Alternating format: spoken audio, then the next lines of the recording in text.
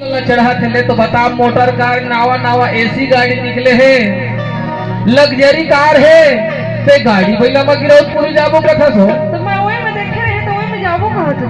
अच्छा गाड़ी पहिला में जाबो करके तोरो आस लगे है, ले चल भाई तोरो मन। हाँ गाड़ी पहिला में चढ़ के जाए के मन नहीं तो मैं तो कार में जाते मजा के लग्जरी कहत रहता था, गाड़ी पहिला में चढ़ के जाबो कहा था। नहीं हम पुराना जमाना के में जाबो कहा था। चल भाई गाड़ी पहिला में ही जाबो, तोरो इच्छा ला पूरा करे बर है।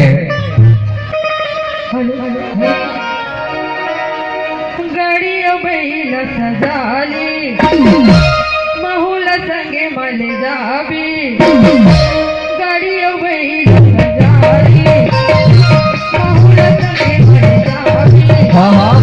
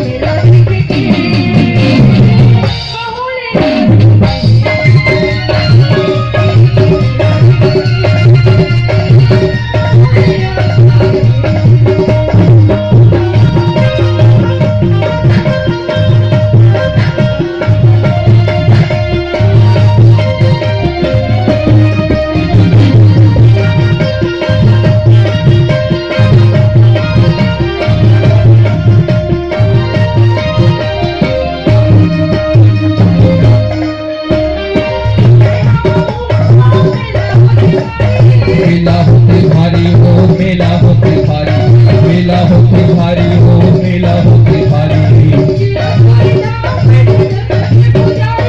सत्य की पुजारी हो, सत्य की पुजारी, सत्य की पुजारी हो, सत्य की पुजारी।